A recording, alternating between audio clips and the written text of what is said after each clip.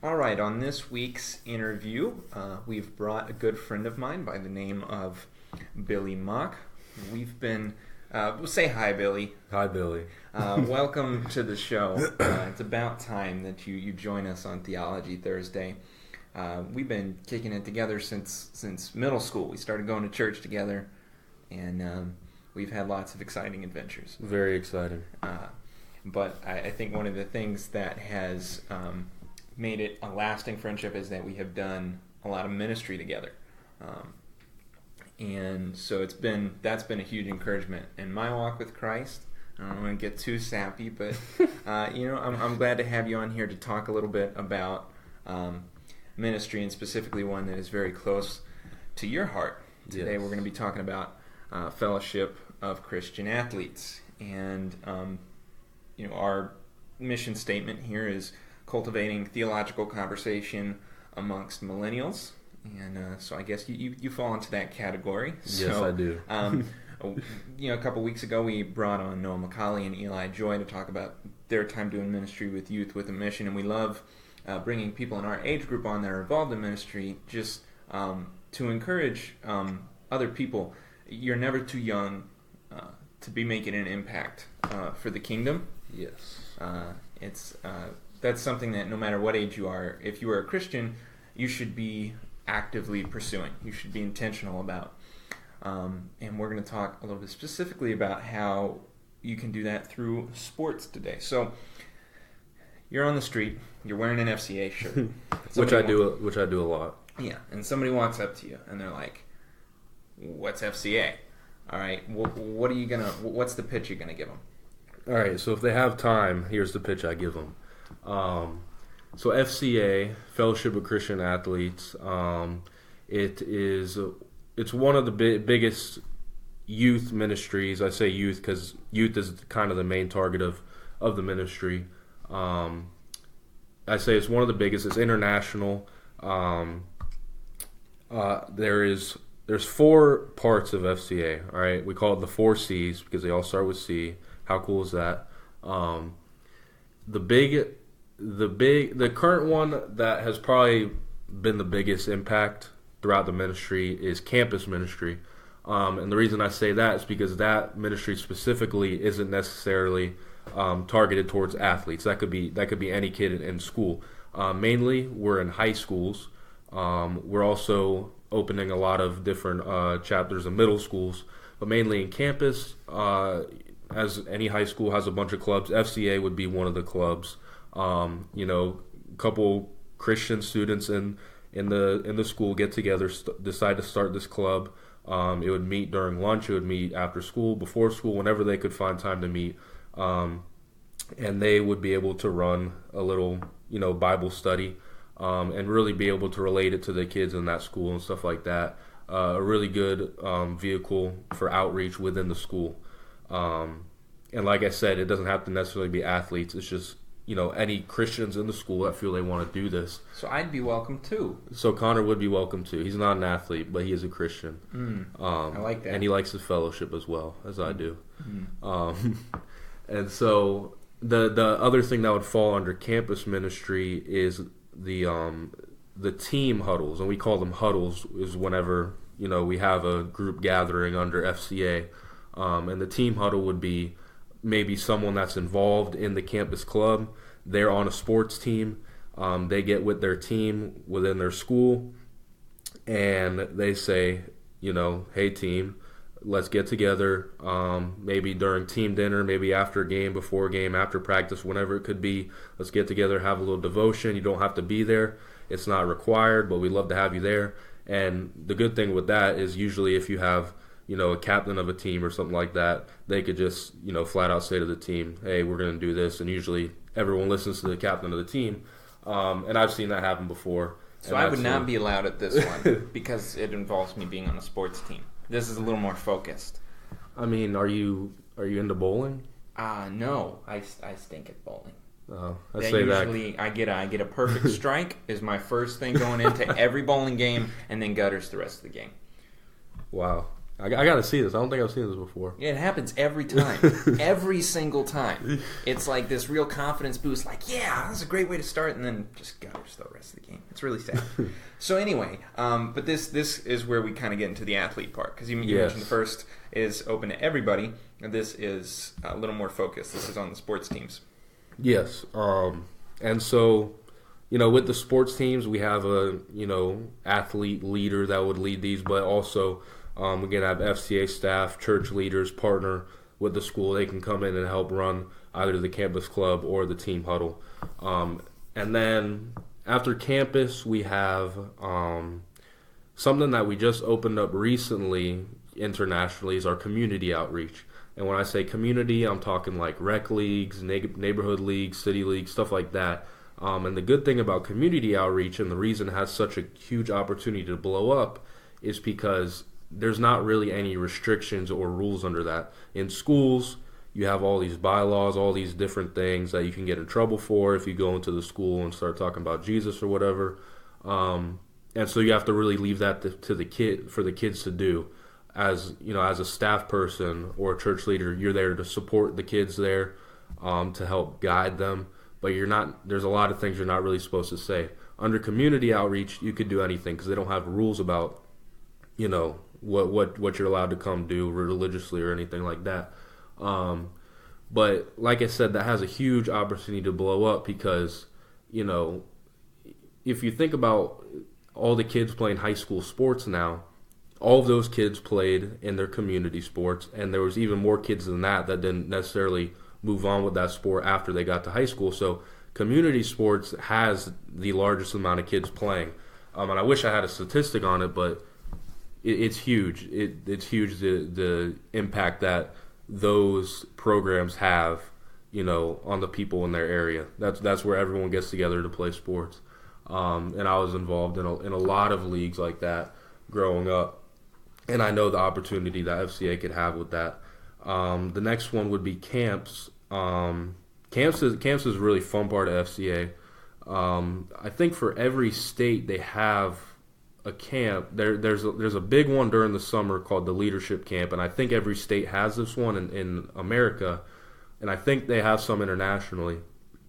But basically, kids from all over the state, whether they're FCA leaders, they're athletes, whatever they are, they don't got to be athletes to be at these camps either.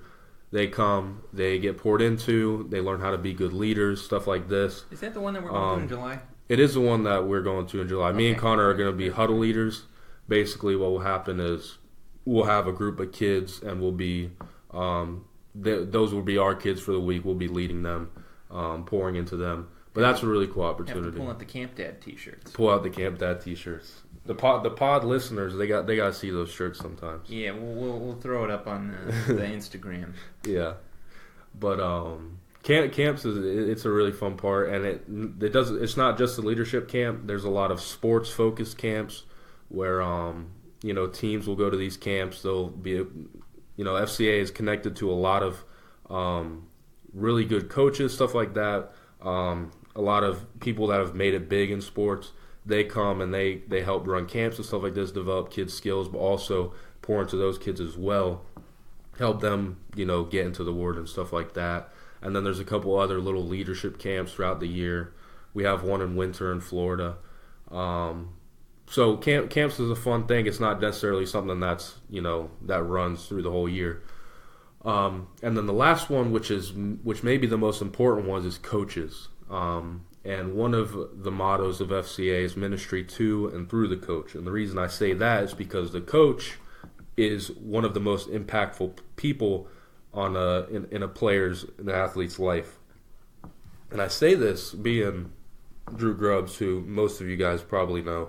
He's also our director for Pinellas County. Who's Drew Grubbs? Drew Grubbs, he is he's a very great man. He also happens to be Connor's father. What? He's my dad. But yeah, he just recently became the director of the county. I think he's been for a year or so, something like that. But anyway, we went to this conference for coaches. It's called Coaches Time Out, and it was simply a weekend to really help coaches really pour into them, really help them understand their influence they have on their players, the impact they could have for Christ through those kids. And they asked this question at the conference. They were like, well, how many people in here remember their third grade teacher? And, maybe half the room put their hands up, and they're like, who remembers their kindergarten teacher? And even less people put their hands up. But then they asked, who remembers their first coach? And almost every hand in the room went up.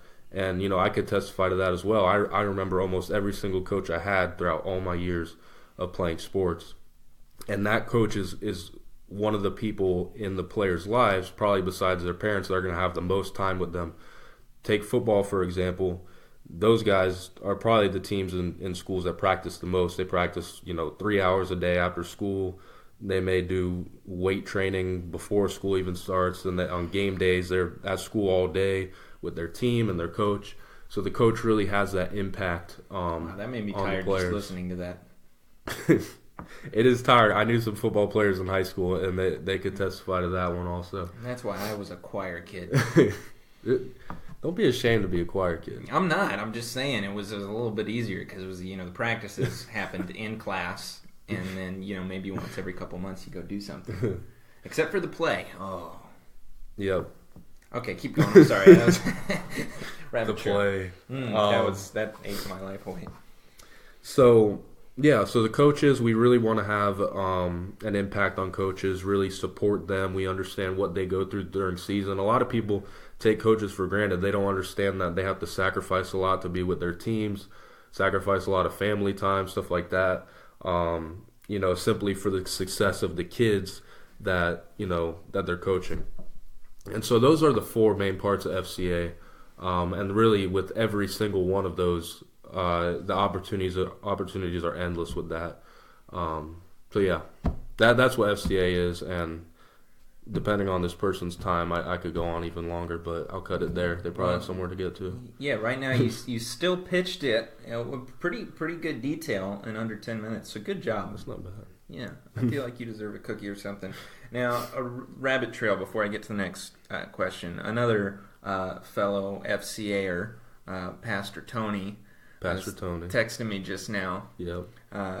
He just found out that Memphis Barbecue closed, which is a local barbecue place that we love I feel so bad for that man right now. I found out a week and a half ago that was happening. And so I informed him that they are going to still be doing mobile food truck things in the area. So they're not necessarily closed, but they're not going to have the restaurant.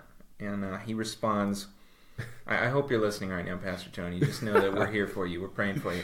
He responds, what? All caps, about 5 exclamation points. What's this madness? Say it ain't so. I thought it was funny that he was texting us while we were doing this because he's also involved with FCA. Yeah, definitely.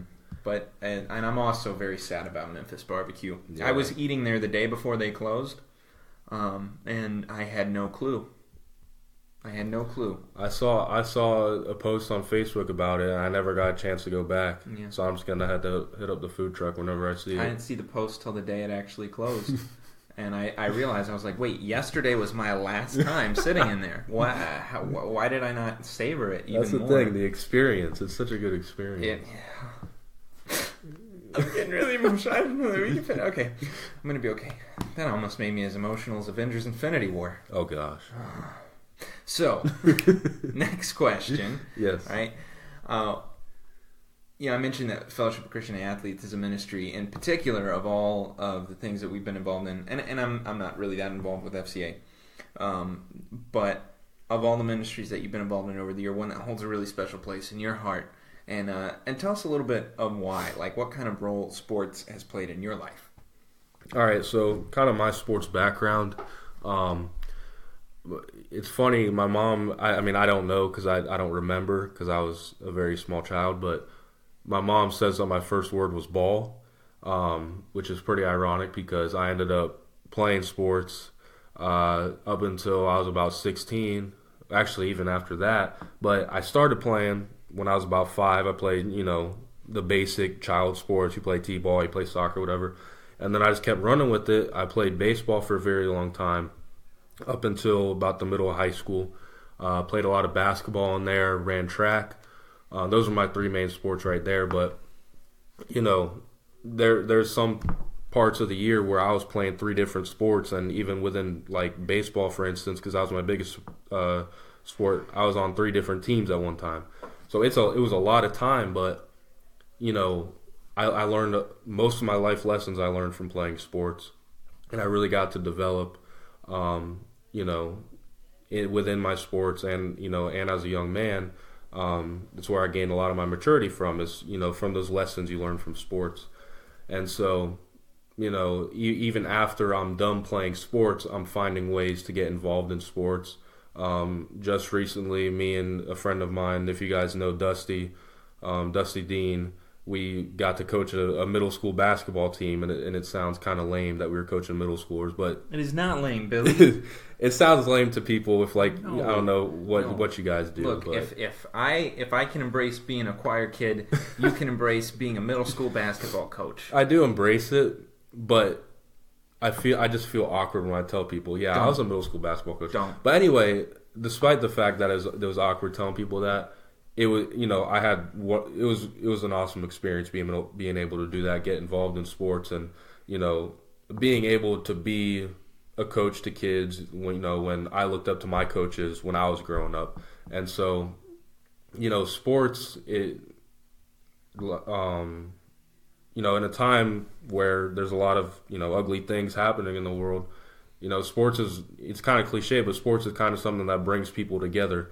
If you have an NFL stadium or NBA arena or something like that, where you got like 60,000 people packed in together, people from all different walks of life, coming from all kinds of different things, but they're there for one thing. They're just there to cheer for their team and be together. And so sports, it really has that impact on people, whether it's just having fun or it really, helps people out. Uh-oh. Pause. So, Austin. Probably Joe. Okay. No, Austin's still at work. I'm waiting for her. So we can cut it out. Hi, Josh. Edit that.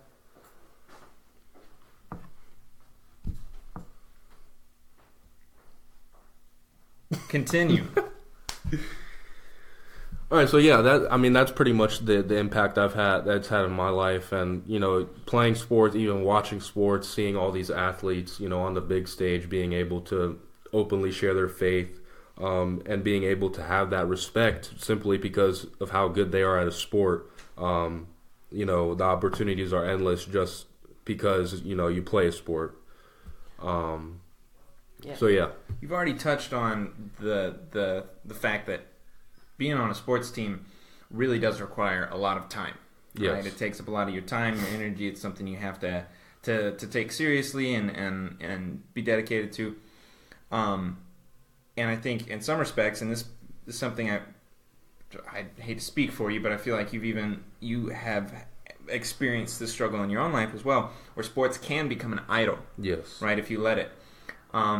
So how can you take sports, something that takes up so much time and energy and focus and could very easily become an idol, how do you take that and you leverage that for the gospel and use that as something to point people back to Christ instead and guard against it becoming an idol?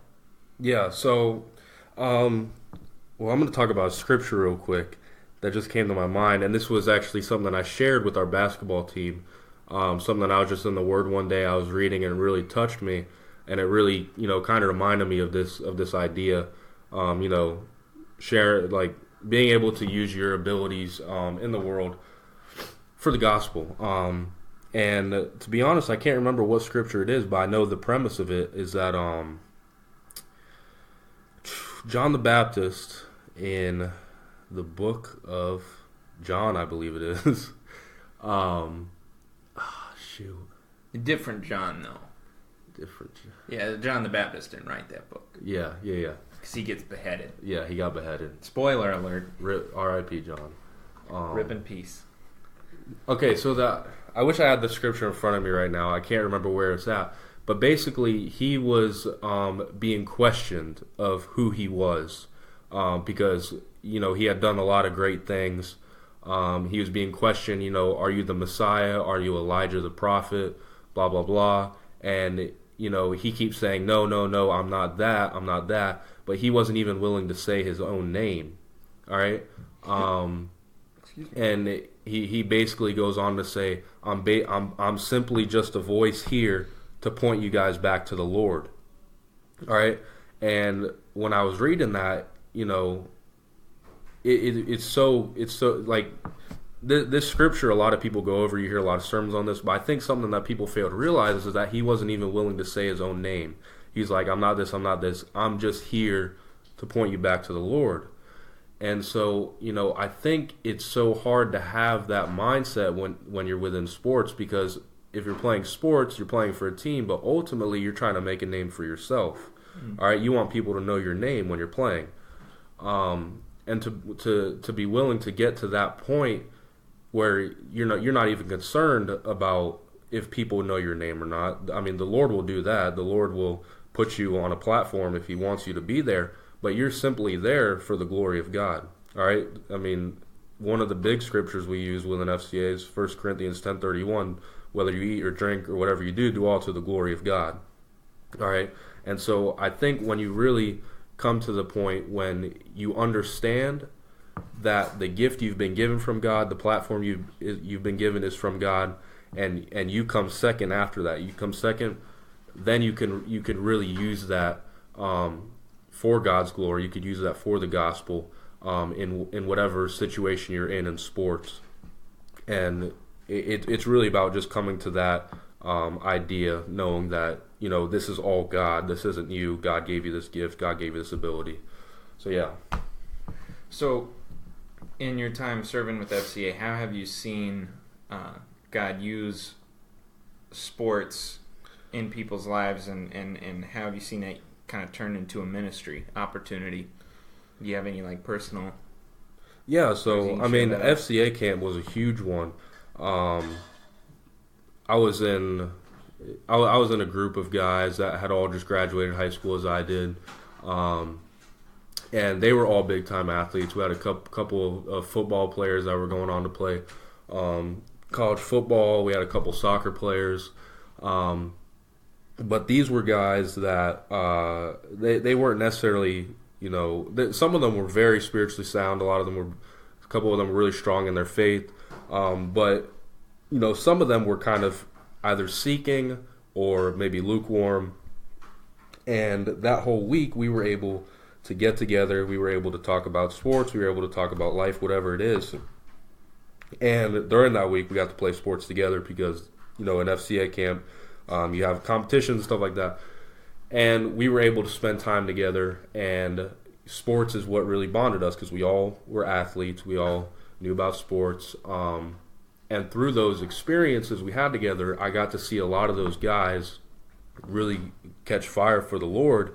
And even now I'm keeping in touch with those guys, and I'm getting to see all the different things they're doing on their sports teams and their communities, for their families, whatever it be, all the things they're doing just because of that bond we had within sports.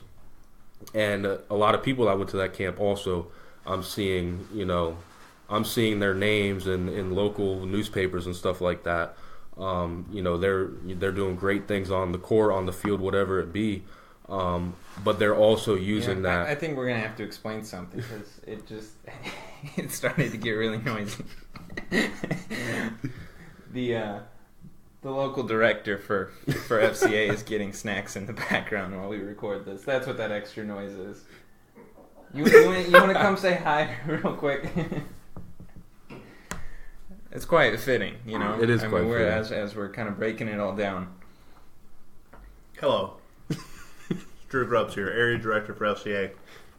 Oh, some honeycomb. Honeycombs and strawberries. That's a interesting setup. Yeah, that's for your mother. Okay.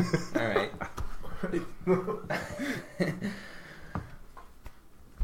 I'm sorry to interrupt. You're talking about FCA camp. So FCA camp, I saw that impact. And then, just an experience of mine that I wanted to share. So I was a part of a baseball program for a number of years. It was called the Winning Inning. It was located in Clearwater, Florida. It's actually closed now, which is really sad.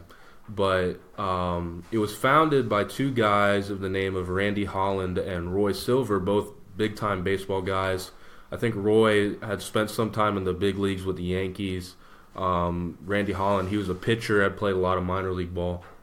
But anyway, both these guys were big-time believers, and they had started this program in Clearwater simply to help kids develop their skills, and one of their main things was helping kids get to the next level. And I had been a part of that program for about 4 years. We did a tournament in Cocoa Beach every year. That was one of their big things that brought kids in. And then they also had high school leagues, and those leagues were to help you, get scouted out by your high school coaches, stuff like that. Really help you understand how high school ball worked. Because within baseball, high school ball is a huge thing. Like, if you don't make high school ball, there's really nothing after that. So anyway, I was in that program. And during the time I was in the program, I kind of understood the gospel and the things of God, but it wasn't no priority of mine, nothing like that. I was simply concerned about making a name for myself, making it to the next level, stuff like that. But, no matter what these coaches did, and there was another coach there by the name of Lynn Milkowitz, and he was one of my coaches, big-time Christian also. And so these three guys really poured into my life. No matter how much they had stressed, developing my skills as a player, getting to the next level, the one thing that they made the most important was that we understood the gospel, we understood Christ. We would pray before and after games. Coaches would oftentimes talk with us one-on-one, just talk about, what's going on, making sure that we were all right. And most of these kids that came into this program weren't Christians, their family weren't Christians, and these coaches made it clear to the players and to the parents as well that this was how it's going to be, and that, they're going to hear about the gospel. And a cool story about this program is that, if you guys know who Josh Hamilton is, he was a big-time player for the Texas Rangers for a while. But he had gone through a huge drug addiction when he was in minor league ball. He had got taken out of the game, was out for a couple of years or so, went through this huge drug addiction, and through this time he ended up coming to know Christ. He started making his way back to baseball, and the winning inning actually helped him rehab, and Randy Holland and Roy Silver were both there for him. And then years later, while I'm at this program, Josh Hamilton actually comes and gets to talk to a group of us. And so that's just a cool story about them and their impact. But the big thing about them was, during this time I was so involved in sports. I wasn't too involved in church. I had gone sometimes, but that was the time. I was excited to go play baseball and all, but the one thing I was really most excited for is I was excited to go there and have coaches that really understood me and really, was really pursued me and help me understand the gospel. And that's something I always look forward to every week, is just, having them care for me, having them, pour into me. Because, I didn't have that throughout the week. That was, I'm, in school, I'm in my neighborhood, whatever it is, and I'm just seeing, negative things. That was the one positive thing I had to look forward to every week, was going and having those guys, really pour into me. And so that impact they had on me, is forever lasting. I'll always remember that, and that those guys, I could say played a part in me coming to know Christ years later. So, yeah. That's awesome. So, say people are listening to this, they're like, I'm in. Billy's a good salesman. Mm-hmm. What's next? And they're asking, okay, I go to a public high school. Yes. And there is not an FCA at my school. What can they do to get that started? Okay, so I think the most important thing to do is, first of all, get involved in your local church, which I'm assuming you guys already do if you're looking to start an FCA. And I say start getting involved in your local church, really start getting involved and investing in the youth there. Because then, You start to build relationships with kids that go to the local schools. You understand which kids are really on fire for Christ, which ones are really looking to make an impact in their school, and partner with those kids and really start pouring into those kids and say, all right, you guys should start this club. And you would help them find a teacher sponsor in their school, preferably a Christian teacher, and you would have those teachers sponsor the clubs wherever it is. They would be there. And then you really want this to be student-led. You want to guide the students to make it student-led, but then, once they have this club it kind of varies on the school. They may need to have it, I don't know what the word I'm looking for is, like certified or something like that by the school to make it an official club. And then after that happens, volunteers can start coming.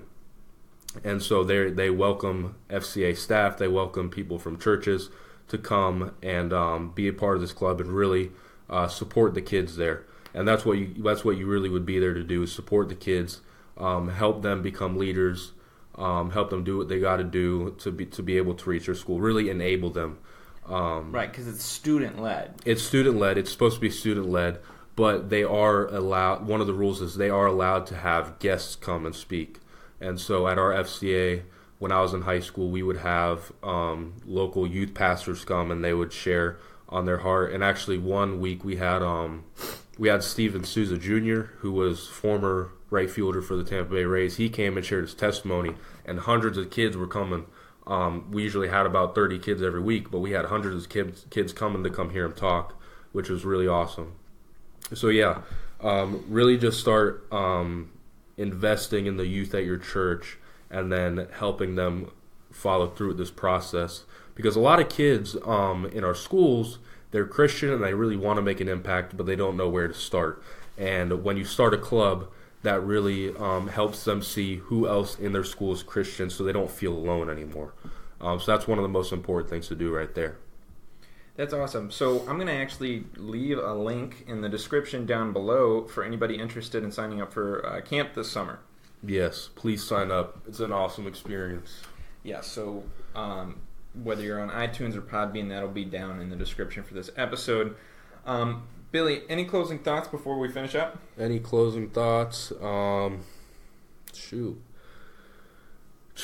Oh yeah, check out FCA online.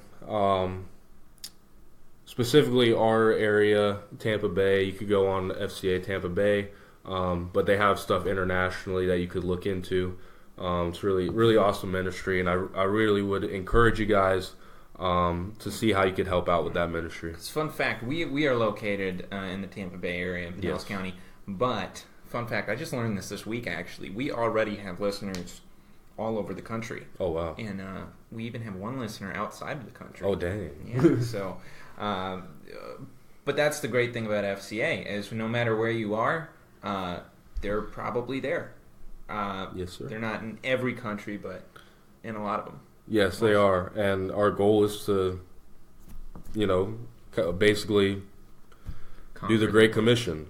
Jesus called us to go into all the world, so FCA is trying to do that, just trying to please the Lord by reaching His people. I love it. Billy, thank you for coming and sharing today. I'm sure this won't be the last time we have you on the podcast, but it was a great first, and as far as our listeners go, share this with your friends, and again, you can go to the description to learn more about FCA, and we look forward to you joining us next week on Theology Thursday.